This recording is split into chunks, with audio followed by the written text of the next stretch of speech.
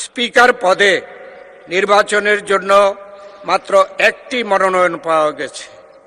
এ অবস্থায় মাননীয় সংসদ সদস্য জনাব হাফিজ উদ্দিন আহমদ বীর বিক্রম কে স্পিকার পদে নির্বাচিত হয়েছে বলে ঘোষণা করা যেতে পারে, কিন্তু কার্যপ্রণালী বিধির ৮ বিধিতে স্পিকার পদে নির্বাচন সম্পর্কিত প্রস্তাব ভোটে দেওয়ার বিধান থাকায় আমি প্রস্তাবটি সংসদের সামনে পেশ করছি।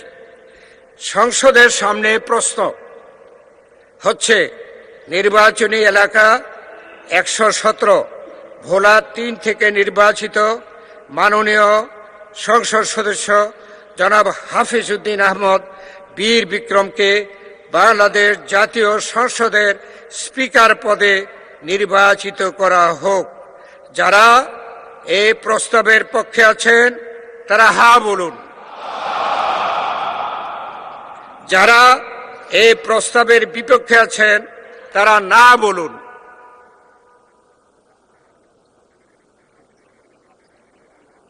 আমার মনে হয় হা জয়যুক্ত হয়েছে, হায় জয়যুক্ত হয়েছে, হায় জয়যুক্ত হয়েছে।